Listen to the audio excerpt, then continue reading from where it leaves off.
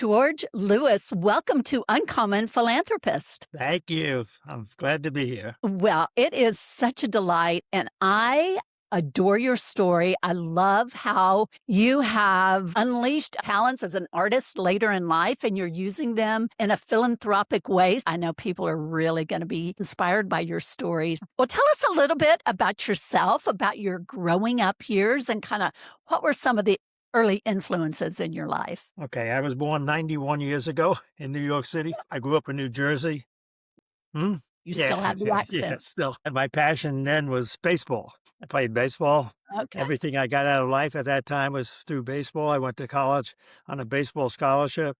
I played professional baseball for the Red Sox and for organization for about 4 years. I went in the Army 2 years and I played baseball and then I retired. I didn't make the majors, but I got a lot of good stories and experiences. My main job after baseball was I became a stockbroker mainly with Merrill Lynch.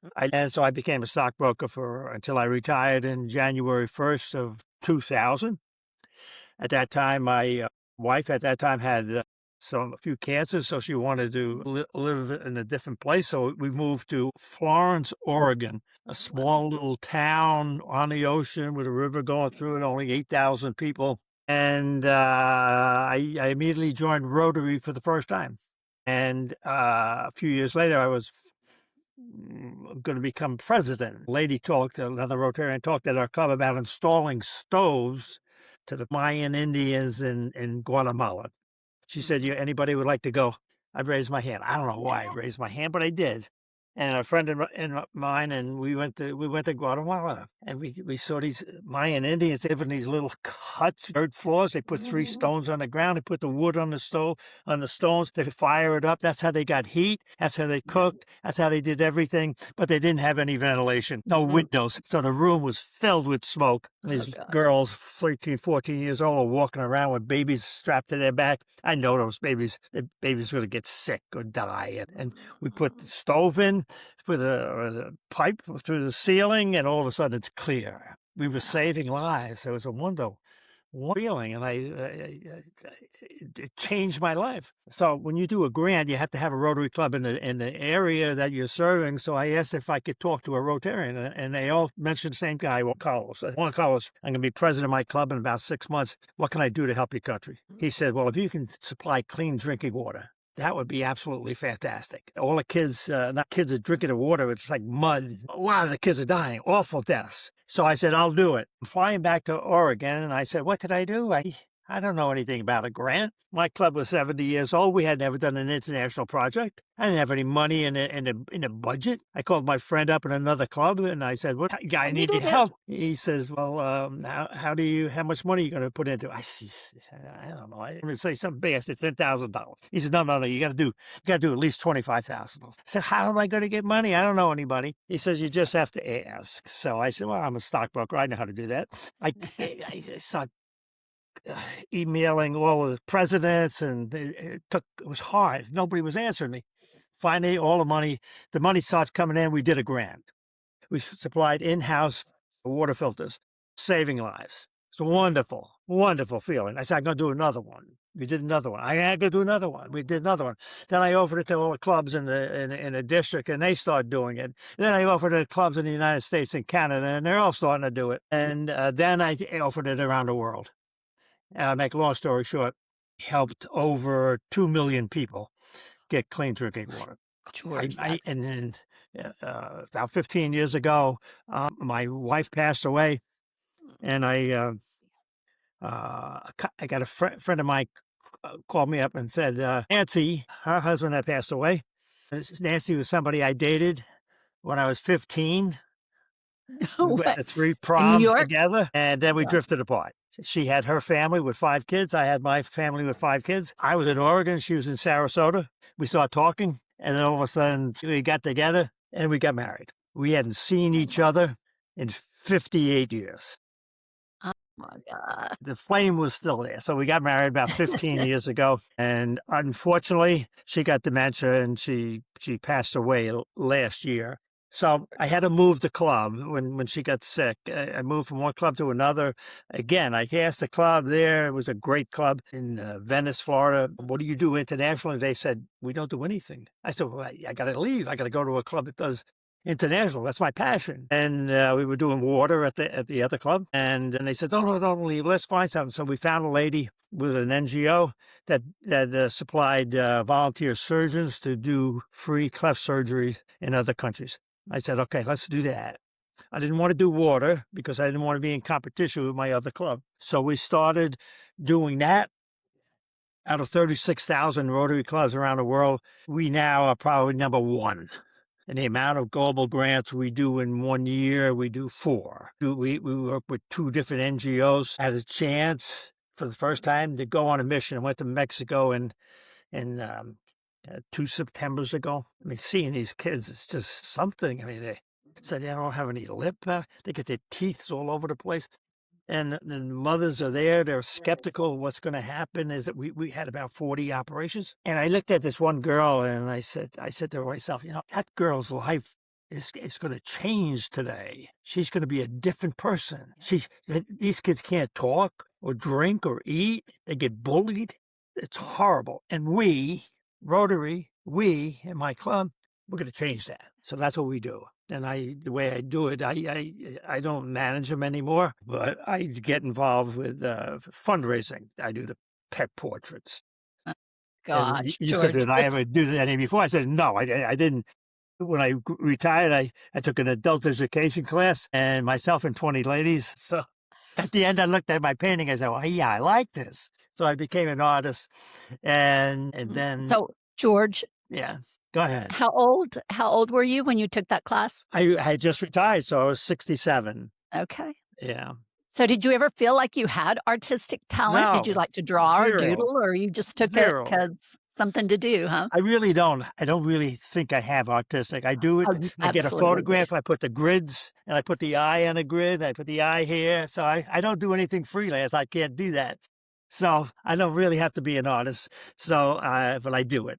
It's fun. And now it's got a purpose to it. Yeah. Well, I've seen some of your pet portraits and they are so fantastic. And I would disagree with you. I think you certainly are an artist. So talk to me about kind of where the idea of the pet portraits came up as a way to raise money for cleft palate surgeries. Okay. I started off doing everything, landscape and this and that and that. And I used the brushes. I hated to clean them and all this.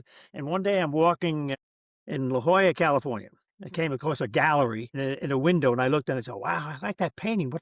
What is that painting? It looks so different. I just curious, so I had to go in. I went in, I talked to the manager. I said, what is different about that painting? I like it.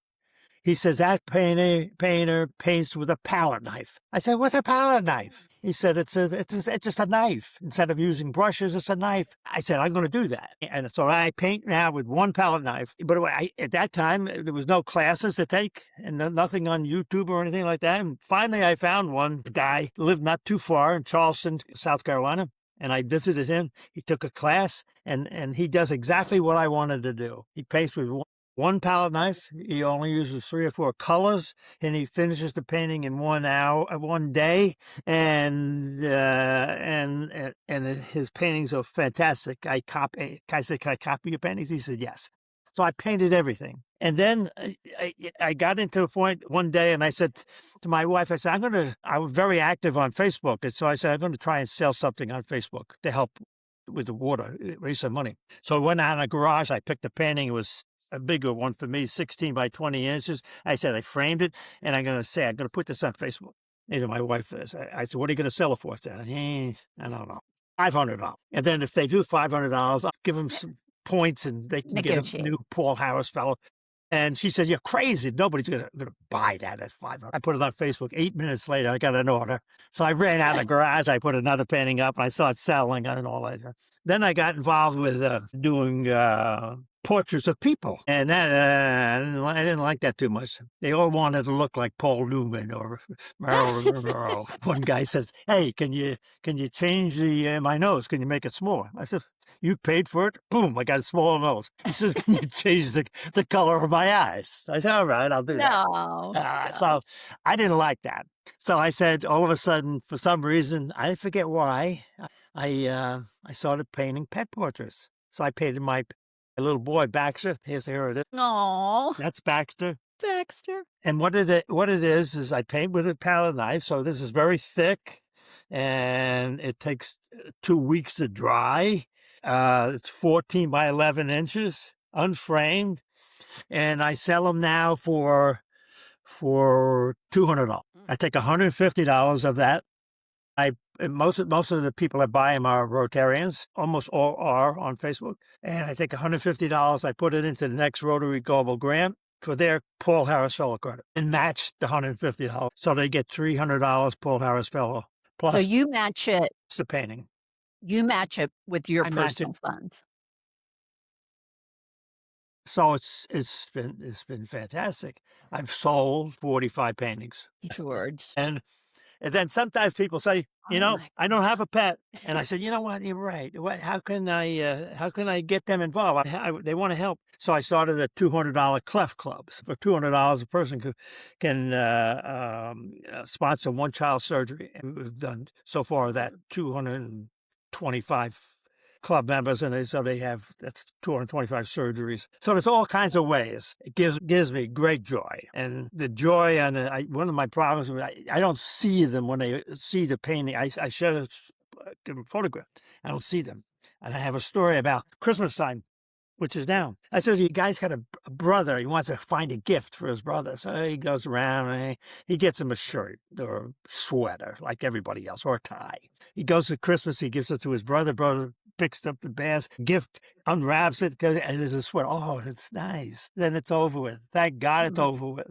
On the other hand, his brother has a pet. Uh-huh.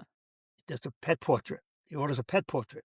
He goes to the Christmas, opens the box, and here's the pet portrait of his dog, the dog he loves it all his heart. And the smile on his face, the joy and happiness, not only for the brother, but for himself. Yes. It's amazing how much the people love the dogs.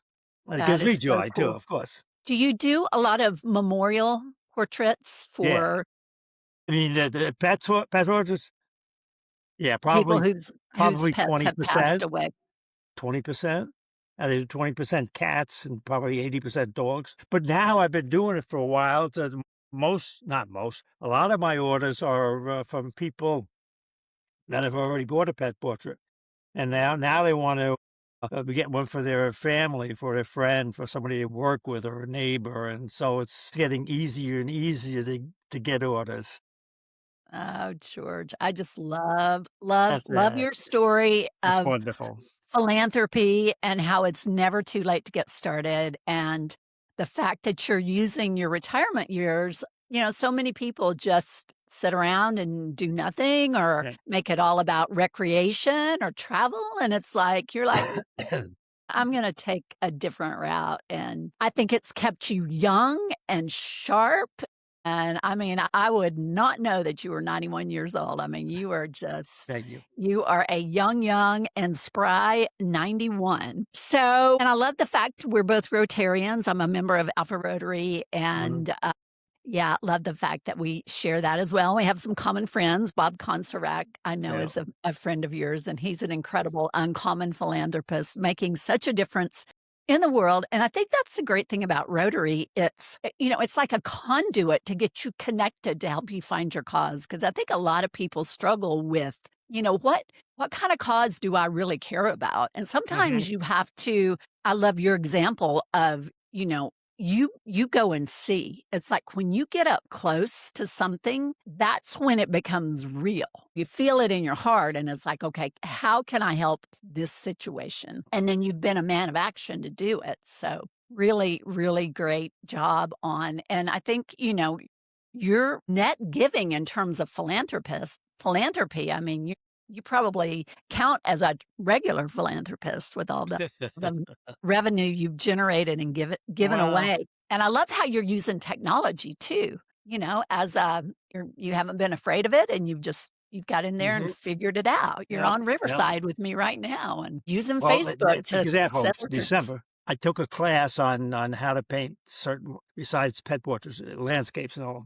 And the teacher, I really liked the teacher.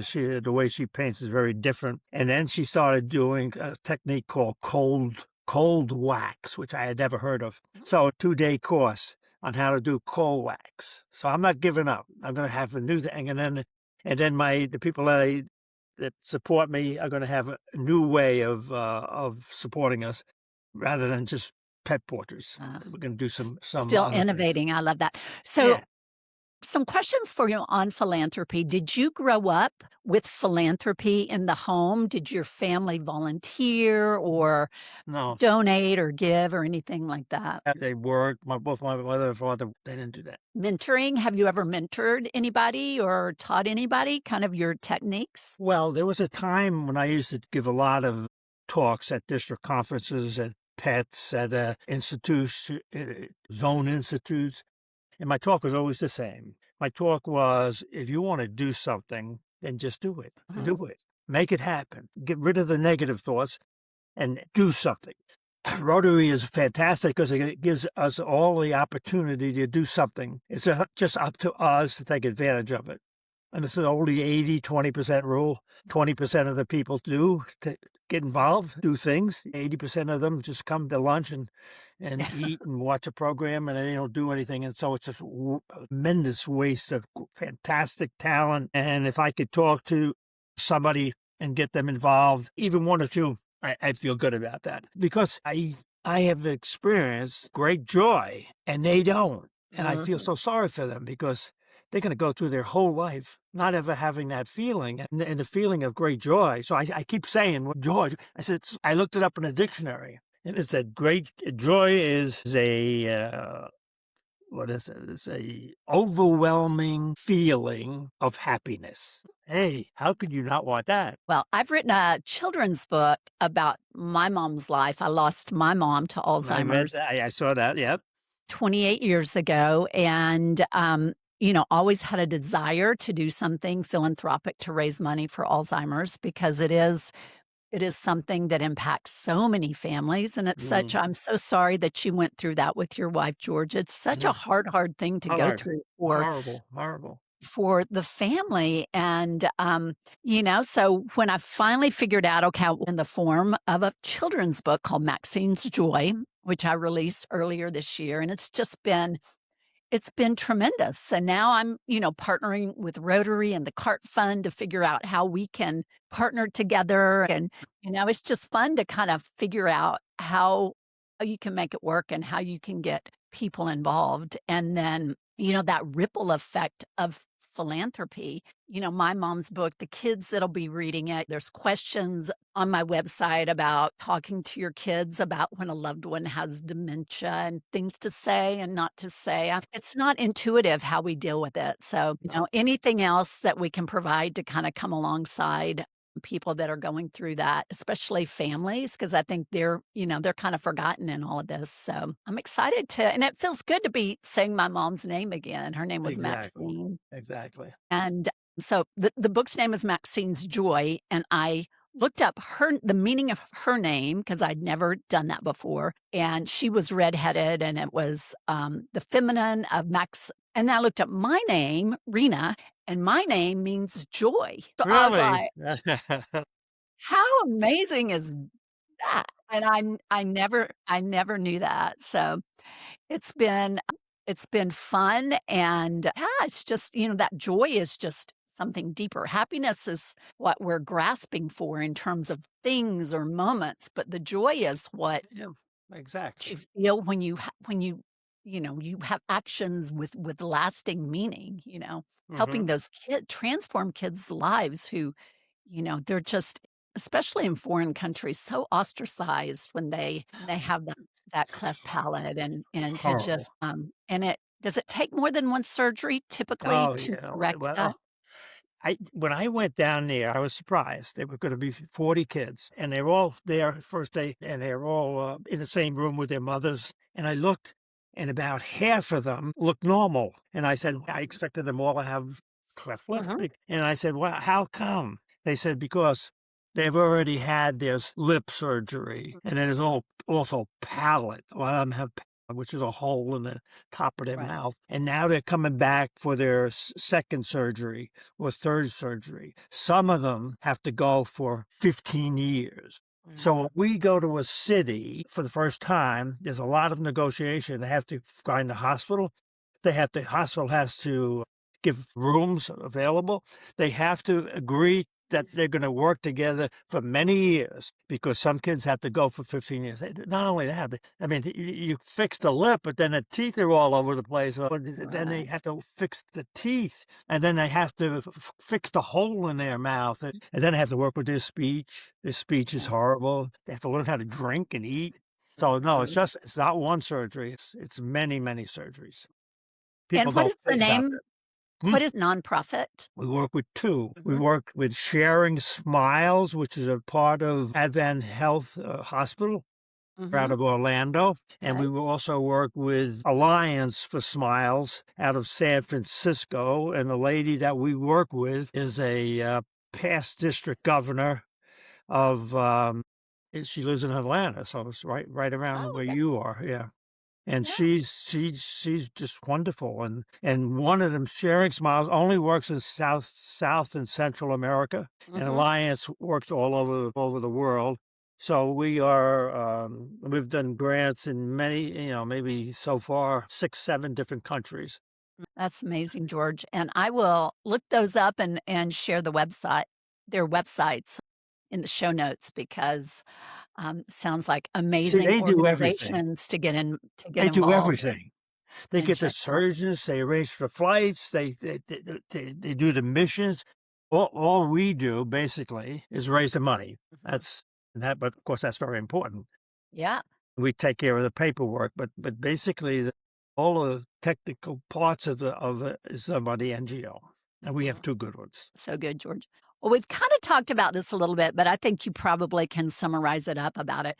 Let's talk about that boomerang effect of philanthropy and impacting your life and your heart. Can you just kind of share more about your personal experience with that boomerang effect of You mean philanthropy? how does this affect me? Yes. Well, it affects me. It's my passion. I mean, it's my passion. I wake up in the morning, I'm thinking about it. Go to bed at night, I'm thinking about it.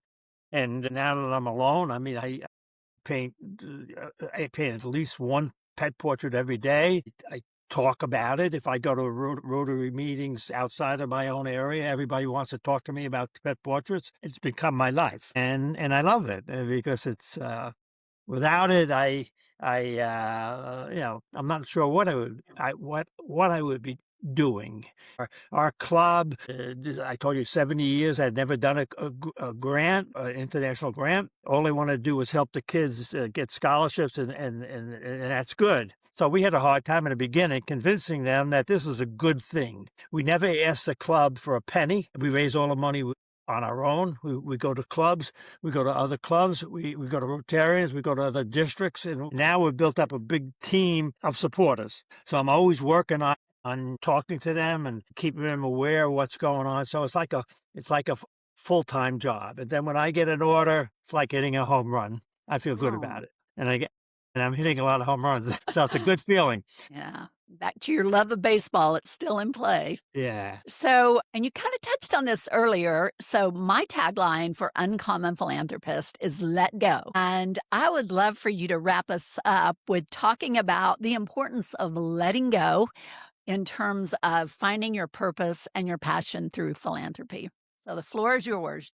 It's hard. It's hard because people are all set in their ways. Giving a speech might inspire one or two people, but basically, people are set in their ways. If they could see the end result, the joy, uh, then they might do something. So, how do they do that? Well, first of all, I have to think and think and think. What do I like? What can I get involved with that I can do, that I have some passion for? Once you have that and you start working on it, you'll meet people that have the same passion. You'll meet people that you could talk to about it, and then all of a sudden, you're developing a plan. All through this, there's going to be a lot of negatives, and you're taking too much time. I can't afford this. I can't do this. I can't do that. You get rid of them. And if you have to be able to do that. If you can't do that, then you're not gonna survive. You're not gonna finish what you wanted to do. So there are always going to be negatives, so you have to get rid of them, and you have to stick on the positives. Then you have to set a goal of what you're going to do in the timeline, and start doing it. And again, all along the lines, you're going to have things that are wanting to sabotage what you're doing, and you got to be able to handle that. If you think about the long run at the end with the joy and the happiness, and what not only to yourself, but you, in my case, I'm helping kids. I'm changing their lives. It doesn't have to be that dramatic. You could work locally and do scholarships for kids, whatever you want to do. When you do this, it does bring you joy, because you're doing something good rather than nothing. And nothing is no good. You got to do something. Yeah. You just got to let go and do it. And I Let go, call let that go, yeah. In baseball, you don't get up to the plate, you don't hit any home runs. You got to get to the plate. You got to go up there. You might strike out a few times. That's okay. But every once in a while, you're going to get a hit. And every once in a while, you're going to get a home run. Every once in a while, you're going to win the game with a hit. And it's good. But if you sit in the dugout and don't do anything, never get up to the plate, you never get to get that feeling. And that's the same thing. Same thing with philanthropy. You don't do it. When I think, you can't do it. Participating in sports kind of builds that confidence. You don't get a home run every time you step up to the plate. So you have to learn to deal with failure. I mean, and I think that's an important part of life. And, I call that the devil in my ear. It's like you can talk yourself out of anything. But it's like there's definitely forces at work that don't want you to be doing this good in the world. So of course, sometimes you just have to bat it back and let go and do it. That's right. Babe Ruth led the league in strikeouts besides home runs. So it's the same thing. You're going to have strikeouts along the way. It's part of the game. Well, George, I've enjoyed my conversation with you so much. How can people get in touch with you if they are interested in buying one of your amazing pet portraits? I think the easiest way is for anybody, just to send me an email, which is water@yahoo.com. And you just say, I'm interested in a pet portrait.